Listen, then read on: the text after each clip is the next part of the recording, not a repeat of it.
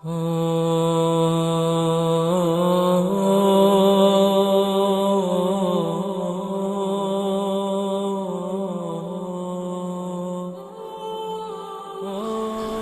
لله رب العالمين والعاقبة للمتقين ولا عدوان إلا على الظالمين وأشهد أن لا إله إلا الله وحده لا شريك له ولي الصالحين وأشهد أن محمدا عبده ورسوله وصفيه من خلقه وخليله سيد الأولين والآخرين اللهم صل عليه وعلى آله وصحبه ومن اتبعهم بإحسان إلى يوم الدين أما بعد.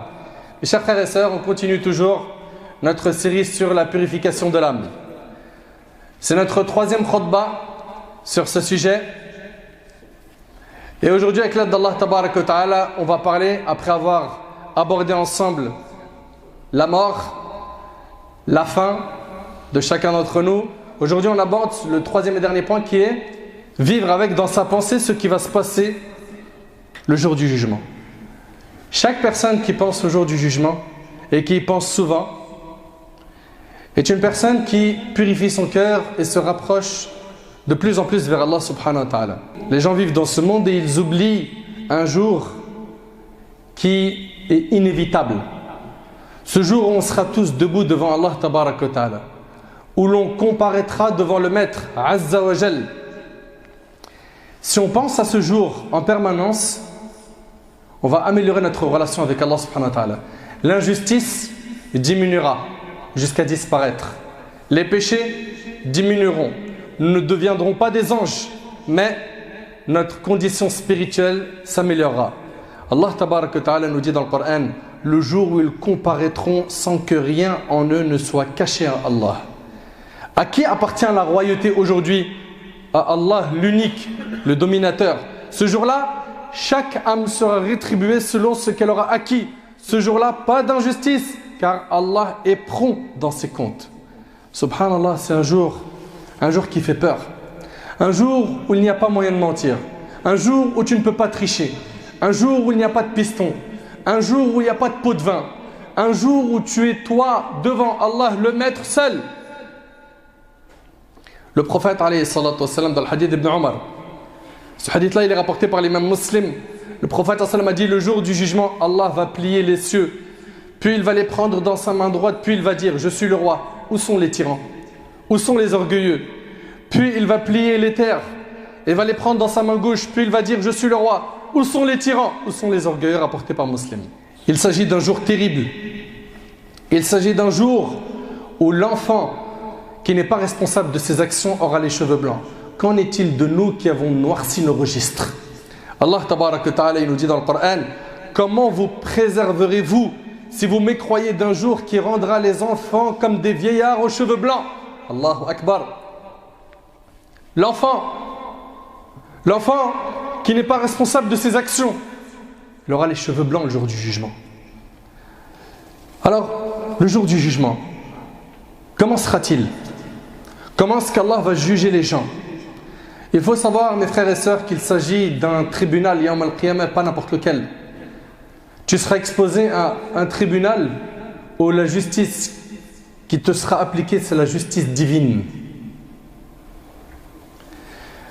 Vous avez bien vu sur terre les climats des tribunaux. Pour ceux qui sont déjà rentrés, que ce soit pour une affaire personnelle ou un proche ou un ami, ça fait froid dans le dos d'être dans ces endroits. Tout le monde est dans la panique. On ne sait pas ce que le juge va prononcer comme jugement. Et imagine-toi mon frère ainsi que toi ma soeur, toi qui étais insouciant dans cette vie, toi qui as fait passer ta religion pour une option, toi qui ne pensais qu'à cette dunya, toi qui as pollué ton cœur de péché, tu seras présenté à Allah Yawm al-Qiyamah et tu ne sais pas ce qu'Allah tabarak wa ta'ala va te dire. Tu te rapproches d'Allah, tu te diriges vers lui et dans quelques secondes, on va te donner ton livre, soit de la main droite, soit de la main gauche. Allah tabarak wa ta'ala réunira tout le monde. Allah azza wa jalla dit dans le Coran, dit en vérité les premiers et les derniers seront réunis pour le rendez-vous d'un jour connu. Allah tabarak wa ta'ala dit également, Seigneur, c'est toi qui rassembleras les gens un jour en quoi il n'y a point de doute. Allah vraiment ne manque jamais à sa promesse. Allah tabarak wa ta'ala dit également, ce jour-là vous serez exposés et rien de vous ne sera caché. Allah azza wa jalla dit, ô homme, craignez votre Seigneur. le séisme qui précédera l'heure est une chose terrible. Le jour où vous le verrez, toute nourrice oubliera ce qu'elle allaitait. T'imagines une maman qui oublie le bébé, son nourrisson, qui allaitait? Et toute femme enceinte avortera de ce qu'elle portait. Pourquoi? Le tremblement du jour du jugement est terrifiant. Et tu verras les gens ivres alors qu'ils ne le sont pas. Mais le châtiment d'Allah est dur. On oublie tout cela malheureusement. Allah tabarak wa ta'ala, il dit Azza wa Jal, écoutez attentivement dans Surat Al-Qamar, détourne-toi d'eux. Le jour où l'appeleur appellera vers une chose affreuse, les regards baissés, ils sortiront des tombes comme des sauterelles éparpillées. Regardez l'image. Ils sortiront des tombes comme des sauterelles éparpillées, courant, le cou tendu vers l'appeleur. Les mécréants diront, voilà un jour difficile. L'homme sortira de sa tombe, nu. Il n'a pas de demeure, il n'a pas de maison où s'abriter, il n'a pas d'arbre où il peut chercher une ombre pour se protéger du soleil du jour du jugement. Il n'a ni argent avec lui, ni rien du tout. Il sort de sa tombe nu, comme Allah tabaraka wa ta'ala l'a créé la première fois. Et Allah tabaraka wa ta'ala il nous dit, et vous voici venus à nous seuls, tout comme nous avions créé la première fois. Écoutez bien. Abandonnant derrière vos dos tout ce que nous vous avions accordé. Derrière ton dos, tu as tout laissé, mon frère. Tout. Tu as laissé l'argent, les constructions, ce que tu avais prévu pour les enfants. Tu as tout laissé, khlas. Tout ça, c'est resté derrière. Ne nous vous voyons point accompagnés des intercesseurs que vous prétendiez être des associés. Allah tabarak wa ta'ala dit, le jour où l'homme s'enfuira de son frère. Tu arrives à imaginer, tu vois ton frère de sang, tu le fuis. Et il va fuir de sa mère, ta mère qui t'a mis au monde. Vous connaissez la miséricorde que porte le cœur d'une maman. Il fuit sa mère, il fuit son père, de sa compagne et de ses enfants. Car chacun de ce jour-là aura son propre cas pour l'occuper. Chacun d'entre nous aura peur pour son propre cas. Et Allah tabarak wa ta'ala dit, le criminel, il parle ici du mushrik, aimerait pouvoir se racheter du châtiment de ce jour en livrant ses enfants. T'arrives à imaginer? Prends mes enfants, ya Allah, juste libère-moi du châtiment. C'est pas fini. Le criminel aimerait pouvoir se racheter du châtiment de ce jour en livrant ses enfants, sa compagne, son frère, même son clan qui lui donne asile. Et tout ce qui est sur la terre, tout qui pourrait le sauver. Allah tabarak wa ta'ala dit, le jour où un allié ne sera d'aucune utilité à un autre allié, et ils ne seront point secourus non plus, sauf celui qui Allah fera miséricorde, car c'est lui le puissant, le très miséricordieux. Allah tabarak wa ta'ala il dit, le jour où aucune âme ne pourra rien en faveur d'une autre âme. Chacun pour soi. Moi, ça m'attriste de voir que sur terre, on court beaucoup. On court beaucoup derrière l'argent. On a un train de vie de fou. Faut le dire. On a du mal à voir quelqu'un. On a du mal à placer dans notre planning quelque chose. Pourquoi? On a une routine très stressante. Avec des choses programmées à chaque heure. Mais malheureusement, dans nos 24 heures, sauf ceux à qui Allah fait miséricorde, il y en a beaucoup parmi nous qui ne pensent pas à Allah. Regarde juste les prières qui sont négligées et qui sortent de leur temps. Regarde juste la nourriture haram qui rentre dans notre ventre. Les transactions illicites, les contrats qu'on signe sans lire, sans les exposer à des gens de science pour voir si c'est halal ou haram ce que je viens de signer. On se pose zéro question. Pourquoi? On a tout misé sur cette vie. On va quitter cette vie un jour. Hein. Et vous avez déjà assisté à un enterrement? Ou à un lavage mortuaire? C'est 3 bouts de tissu autour de toi. C'est tout. Tu prends ni tes diplômes avec toi dans ta tombe, ni ton argent, ni ta carte bleue, ni rien. Tout ça tu le laisses. Préparez-vous donc, mes frères ainsi que vous, mes sœurs, pour ce jour, le jour du jugement. Allah tabarak wa ta'ala dit, et craignez le jour où vous serez ramenés vers Allah, alors chaque âme sera pleinement rétribuée de ce qu'elle aura acquis et ils ne seront point lésés. Et Allah tabarak wa ta'ala il nous dit également dans Surat Al-Taghabun, le jour où il vous réunira, le jour où il vous réunira pour le jour du rassemblement, ce sera le jour de la grande perte. Allahu Akbar. La grande perte, c'est d'arriver Yawm al-Qiyamah, tu n'as pas fait tes preuves. Et celui qui croit en Allah et accomplit les bonnes œuvres, il lui effacera ses mauvaises actions. et fera entrer dans des jardins sous lesquels coulent les ruisseaux où ils demeureront éternellement. Qu'Allah nous accorde le Jannah. Voilà l'énorme succès. Et ceux qui ont mécru et traité de mensonges nos versets, ceux-là sont les gens du feu et ils demeureront éternellement. Et quelle mauvaise destination. Mes frères ainsi que mes sœurs, après la mort, il n'y a que deux parties. Sur terre, tu as plein de destinations. En hiver, tu peux aller en montagne, skier. En été, tu peux voir un beau soleil dans certains pays. Il y a plein de destinations. Après la mort, il n'y en a que deux. Il n'y en a pas trois. Deux. Fariqun fil jannah wa fariqun fil sa'ir.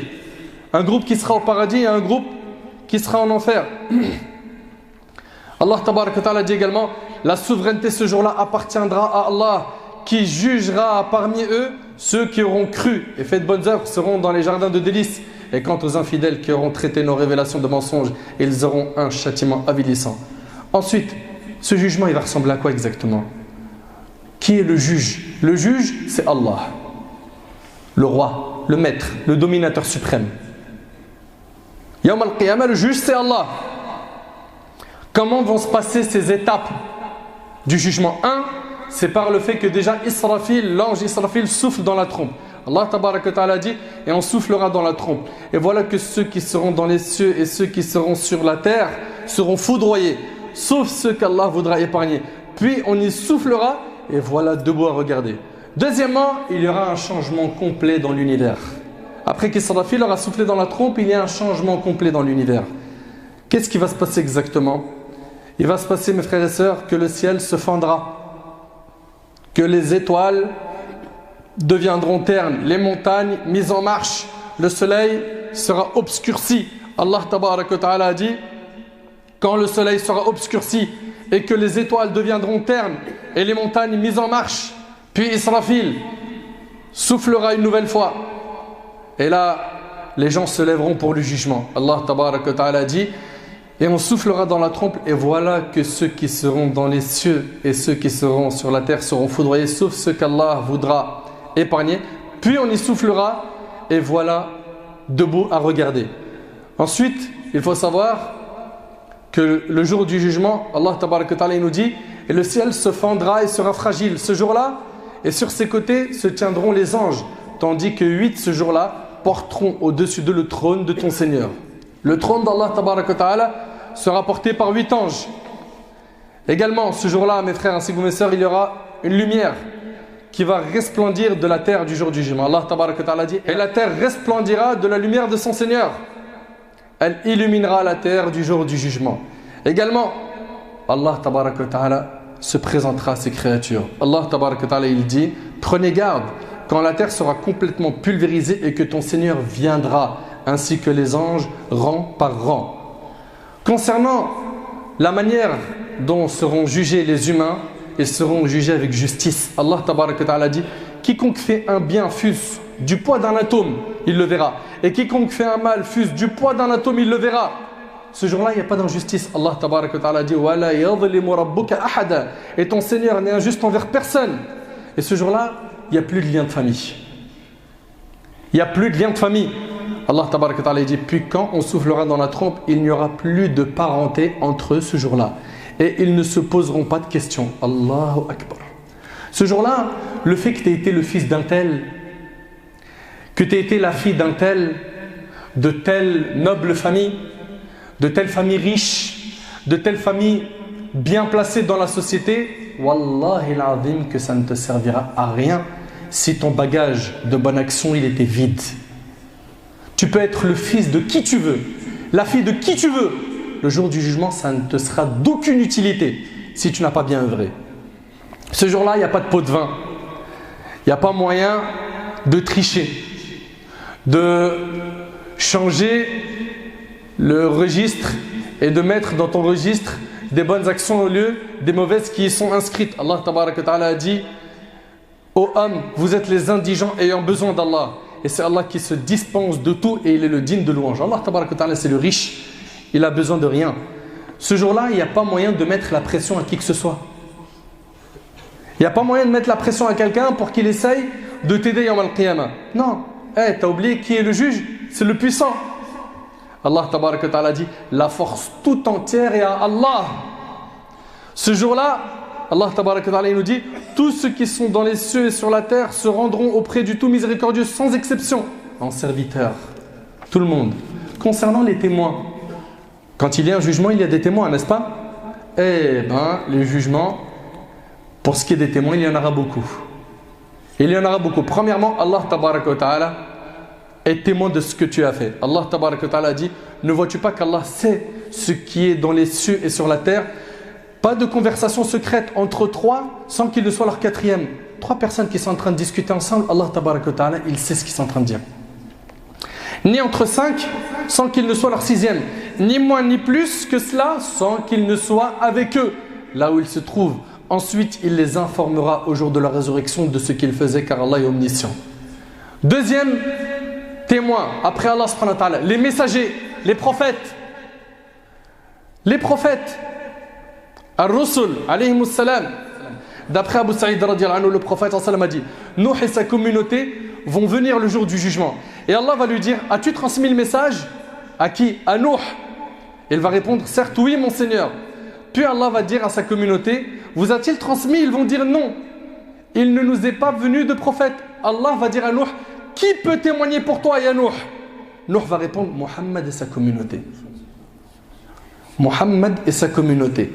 Et ceci est la parole d'Allah. Et ainsi nous avons fait de vous une communauté du juste milieu, pour que vous soyez témoins contre les gens et que le prophète soit témoin contre vous. Le juste milieu est la justice. Alors ils seront appelés et vont attester de la transmission, puis je vais témoigner contre vous, rapporté par l'imam al-Bukhari. Il y aura d'autres témoins, les anges, al-Malaika. Allah tabaraka wa ta'ala dit, quand les deux recueillants assis à droite et à gauche recueillent, ils ne prononcent pas une parole sans avoir auprès de lui un observateur prêt à inscrire. Également, les membres seront des témoins. Il y aura plein de témoins le jour du jugement. Allah tabaraka wa ta'ala, il dit, ils diront à leur peau, pourquoi avez-vous témoigné contre nous? Elles diront, c'est Allah qui nous a fait parler. Allahu Akbar. Allah Azza wa Jal va faire parler la peau. Mais ça, ce n'est pas étonnant pour nous en tant que croyants. Inna Allah ala kulli shay'in qadir. Allah est capable de tout, n'est-ce pas? Allahu Akbar. Elles diront, c'est Allah qui nous a fait parler. Lui qui fait parler toutes choses. C'est lui qui vous a créé une première fois et c'est vers lui que vous serez retournés. Est-ce qu'il n'y aura que ça comme témoin? Non. Il y aura d'autres témoins. La terre. Allah tabaraka wa ta'ala dit, ce jour-là, elle comptera son histoire. Yawma idhin tuhaddithu akhbaraha dans sourate Az-Zalzala. Subhanallah, Abu Hurayra radiyallahu anhu, il rapporte que le prophète sallallahu alayhi wa sallam a lu ce verset. Ce jour-là, la terre comptera son histoire. Puis il dit, savez-vous quelle est son histoire? Les compagnons répondirent, Allah et son prophète savent mieux. Il dit son histoire et qu'elle témoigne contre tout serviteur ou servante de ce qu'il a fait sur terre. Elle dira, il a fait ceci et cela, tel et tel jour, voilà son histoire. Et c'est rapporté par l'imam At-Tirmidhi. Qu'est-ce que tu as fait sur terre? Analyse les péchés que tu as fait. T'imagines tous ces témoins, Allah est témoin, les prophètes, les anges, la terre. Ça fait beaucoup. La peau, tes membres.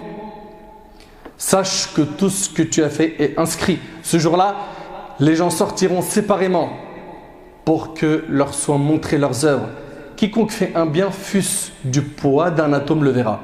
Donc les actions seront exposées. Ensuite va entrer qui? L'accusé. Bien sûr, quand on parle de jugement, il y a le juge, les témoins et il y a l'accusé. Qui est l'accusé? C'est toi et moi. Al-Insan. Et ça, c'est ce qu'on verra, Inch'Allah, si Allah nous donne la vie, lors de la prochaine khutbah. Ça sera la dernière khutbah sur la purification de l'âme. Qu'Allah subhanahu wa ta'ala nous présente à lui alors qu'il est satisfait de nous. Qu'Allah subhanahu wa ta'ala purifie notre âme. Qu'Allah azza wa jalla nous pardonne nos manquements.